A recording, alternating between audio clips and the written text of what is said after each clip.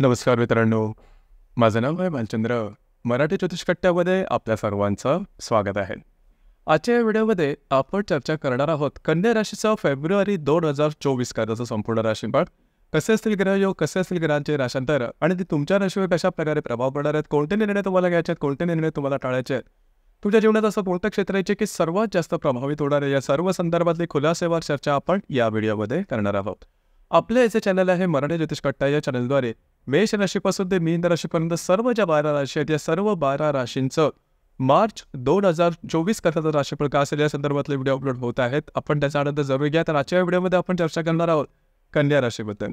सर्वात पहिल्यांदा आपण तुमचं मानसिक आणि शारीरिक स्वास्थ्य नेमकं कशा प्रकारचं असेल या संदर्भातली चर्चा करू. जसं की तुमच्या राशीचा जो स्वामी आहे बुध, जो की तुमच्या 6व्या स्थानामध्ये भ्रमण करतो आहे. दिनांक 8 तारखेनंतर तो तुमच्या 7व्या स्थानात भ्रमण करेल आणि 26 तारखेनंतर तो तुमच्या 8व्या स्थानामध्ये भ्रमण करणार आहे. याचप्रमाणे तुमच्या राशीचा जो षष्ठेश आहे शनी, जो की तुमच्या 6व्या स्थानातच भ्रमण करतोय, मार्गी आहे आणि या स्थानातच मंगळ आणि शुक्र सुद्धा आहेत. अर्थात जो मंगळ आहे हा 16 तारखेनंतर सप्तम स्थानात जाणार आहे. अष्टमेश जो आहे मंगळ, आता जसं सांगितलं, हा सर्वात महत्त्वाचा ग्रह आहे तुमच्या राशीकरता शारीरिक स्वास्थ्याच्या बाबतीत. मंगळ जो आहे तो तुमच्या राशीचा नंबर 1चा शत्रुग्रह आहे आणि तो तुमच्या 6व्या स्थानामध्ये भ्रमण करतोय. 6वं स्थान हे अशुभ स्थान मानलं जातं, रोग आणि शत्रू आणि मातुल ग्रहाचं स्थान मानलं तर तिथेच मंगळ सुद्धा भ्रमण करतोय. तर एकत्रित या तिन्ही ग्रहांचा विचार करायचा झाला तर या संपूर्ण महिन्यामध्ये तुमचं जे शारीरिक स्वास्थ्य आहे हे तेवढंच चांगलं राहणार नाही, याकडे लक्ष द्या. ही खूप महत्त्वाची गोष्ट आहे. गेल्या 2-3 महिन्याचा जर का तुम्ही विचार केला किंवा त्यांच्याशी जर का तुलना केली तर या महिन्यात तुमचं शारीरिक आणि मानसिक स्वास्थ्य म्हणावं तेवढं चांगलं राहणार नाही. छोट्या मोठ्या गोष्टींचे स्ट्रेस येतील आणि स्ट्रेस जास्त प्रमाणात जाणवतील. त्याचा जो परिणाम आहे पण तुमच्या शारीरिक स्वास्थ्यावरती जाणवेल. तर तुम्हाला आधीपासूनच जर का काही व्याधी असतील तर त्यासुद्धा जास्त प्रमाणात त्याचे लक्षण दिसायला लागतील. तर एकंदरीत सांगायचं झालं तर या संपूर्ण महिन्यामध्ये वेगळी काहीही ॲक्टिव्हिटी करू नका, वेगळ्या कोणतीही गोष्टी करू नका, आउट ऑफ द वे जाऊन गोष्टी करू नका.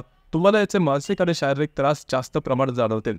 जसं की इथे तुम्ही पाहत असाल की बरेचसे जे ग्रह आहेत ते तुमच्या 6व्या स्थानामध्ये भ्रमण करत आहेत. कुंभ राशीमध्ये म्हणजे रवी, शनी, मंगळ, शुक्र वगैरे बरेचसे ग्रह आहेत हे तुमच्या 6व्या स्थानामध्ये भ्रमण करत आहेत. तर लक्षात घ्या, याची सगळ्यात महत्त्वाची गोष्ट म्हणजे थोडंसं आणि 6वं स्थान आता सांगितलं त्याप्रमाणे अशुभ स्थान आहे.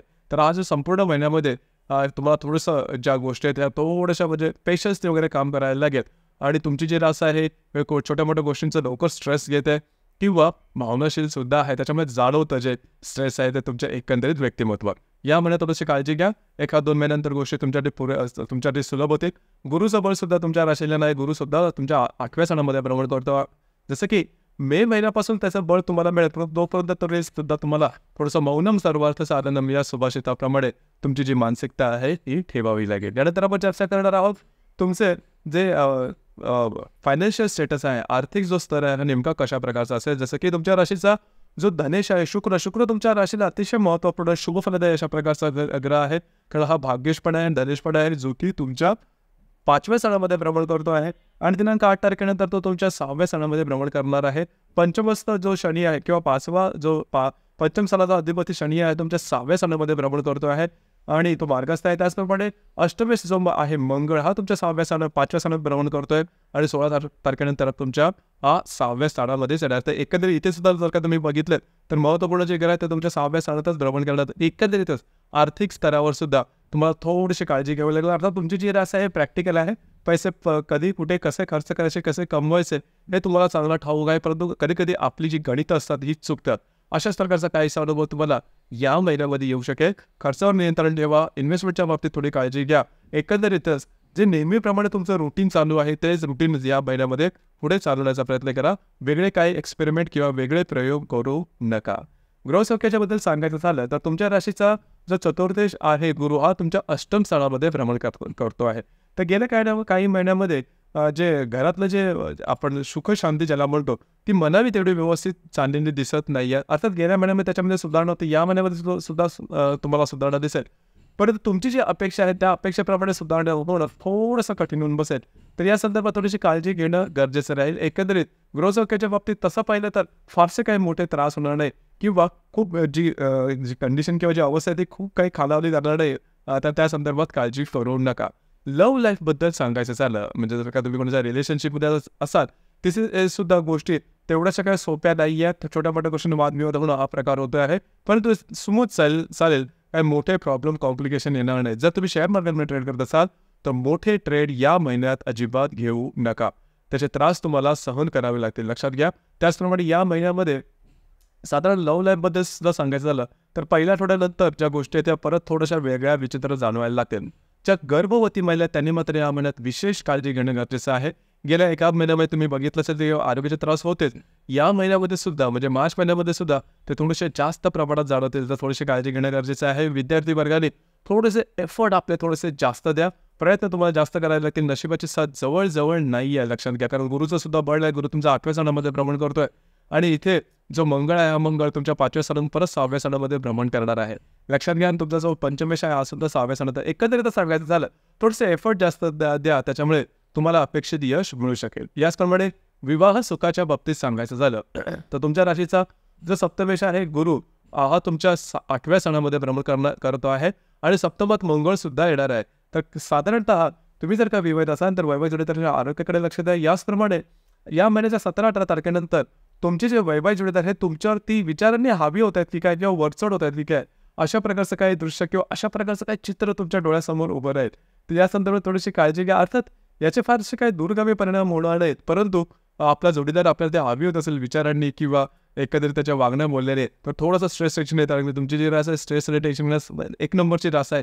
छोट्या मोठ्या गोष्टींचा बारीक विचार करते आणि त्याचा स्ट्रेस सुद्धा घेऊन बसते आणि भावनाशील सुद्धा आहे. तर या संदर्भात थोडंसं दृढ राहणं गरजेचं आहे.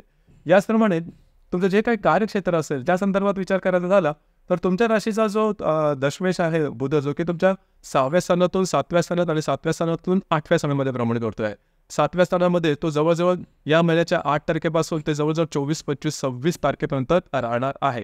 तर एकंदरीतच सांगायचं झालं तुमचं जे काही कार्यक्षेत्र असेल त्या ठिकाणी सुद्धा तुमचं जे काही काम असेल नियमित जी कामं असेल ती करत चला. वेगळे काय प्रयोग करू नका. वादविवाद होतील, तुमचे जे सहकर्मी असेल किंवा वरिष्ठ यांच्यावर खटके उडतील, परंतु त्याचा फारसा मोठा परिणाम होणार नाही. त्याच्यामुळे तशी काय काळजी करू नका. स्वतः काही गोष्टी फार चिकित्सकपणे मांडू नका, कारण त्या तुमच्यावरच बुमरॅंग होतील. तर या संदर्भात थोडी काळजी घ्या. मोठ्या प्रमाणात सांगायचं झालं तर जवळजवळ जे महत्त्वाचे क्षेत्र आहेत म्हणजे आर्थिक आहे, तुमचं शारीरिक आहे किंवा तुमचं जे फिजिकल हे आहे स्ट्रेंथ आहे, त्या संदर्भात या महिन्यामध्ये म्हणावे तेवढे व्यवस्थित रिझल्ट येणार नाहीत किंवा त्या संदर्भात थोडीशी काळजी करण्यासारखी गोष्टी निर्माण होतील. आणि रिलेशनशिपच्या बाबतीत सुद्धा या थोड्याफार गोष्टी दिसून येतील. तर थोडंसं सतर्क राहणं गरजेचं आहे. यानंतर आपण चर्चा करणार आहोत साधारणतः ग्रहयोगाचे जे परिणाम असेल हे नेमके कशा प्रकारचे मिळतील. तर या महिन्याच्या 3 तारखेला शुक्र आणि हर्षलचा केंद्रयोग होणार आहे. हर्षल जो की तुमच्या 8व्या स्थानामध्ये भ्रमण करतोय, तर शुक्र तुमच्या 5व्या स्थानामध्ये भ्रमण करतोय. दोघांचा केंद्रयोग होणार आहे, लक्षात घ्या. या दरम्यान तुम्ही जर का कोणाच्या रिलेशनशिपमध्ये असाल तर थोडेसे वादविवादाचे प्रसंग वगैरे निर्माण होतील. आणि जर का शेअर मार्केटमध्ये ट्रेड करत असाल तर मोठे निर्णय घेऊ नका, ते चुकण्याची शक्यता जास्त राहील. याचप्रमाणे गर्भवती महिलांनी सुद्धा या दरम्यान काळजी घेणं गरजेचं राहील. याचप्रमाणे दिनांक 8 तारखेला नेपच्यून आणि बुधाची युती होणार आहे. नेपच्यून जो की तुमच्या 7व्या स्थानामध्ये भ्रमण करतो, बुध तुमच्या 7व्या स्थानामध्ये भ्रमण करणार आहे. दोघांची युती होणार आहे. विवाहित असेल तर वैवाहिक जोडीदारावर छोट्या मोठ्या गोष्टीवरून मिसअंडरस्टँडिंग गैरसमजाची जी गोष्ट आहे ती दिसून येईल. गैरसमज करण्यामध्ये नेपच्यून हा नंबर 1 आहे आणि बुध हा बुद्धीचा कारक आहे. तर साधारणतः तुमचे जे वैवाहिक जोडीदार असेल त्याच्याबरोबर मिसअंडरस्टँडिंग किंवा गैरसमज वगैरे जास्त होईल. याचप्रमाणे दिनांक 9 तारखेला हर्षल आणि मंगळाचा केंद्रयोग होणार आहे. मंगळ जो की तुमच्या 5व्या स्थानामध्ये भ्रमण करतो, हर्षल जो की तुमच्या 8व्या स्थानामध्ये भ्रमण करतोय. दोघांचा केंद्रयोग होणार आहे. खास करून ज्या गर्भवती महिला त्यांनी स्वतःच्या आरोग्याकडे लक्ष द्या. याचप्रमाणे तुम्ही स्वतः म्हणजे तुम्ही कन्या राशीच्या व्यक्ती स्वतःच्या आरोग्याकडे सुद्धा लक्ष देणं गरजेचं. आरोग्याचे छोटे मोठे त्रास दिसून येतील. या दरम्यान जर का तुम्ही शेअर मार्केटमध्ये ट्रेड असाल तर मोठे काही क्रायसिस वगैरे अनुभवास येते, काळजी घ्या. मोठी रिस्क अजिबात घेऊ नका. याचप्रमाणे दिनांक 17 तारखेला नेपच्यून आणि रवीची युती होणार आहे तुमच्या 7व्या स्थानामध्ये. तर तुम्ही विवाहित असाल तर वैवाहिक जोडीदाराच्या आरोग्याकडे लक्ष द्या. मानसिकदृष्ट्या तुमच्या दोघांमध्ये खटके वगैरे जास्त उडतील आणि त्याचा परिणाम तुमच्या वैवाहिक जीवनावरती जास्त प्रमाणात होईल. थोडंसं सतर्क राहणं गरजेचं राहील. याचप्रमाणे दिनांक 19 तारखेला राहू आणि बुधाची युती होणार आहे. विवाहित असेल तर वैवाहिक जोडीदारावरच्या अशा काही संकल्पना तुम्ही मनात घेऊन चालाल की ज्या खरं तर चुकीच्या असतील, परंतु तुम्हाला त्यावेळेला त्या विशेष वाटतील आणि त्यामुळे काय तुम्ही विपरीत निर्णय घ्या किंवा स्वतःचीच फसवणूक करून घ्याल. तर या संदर्भात काळजी घ्या.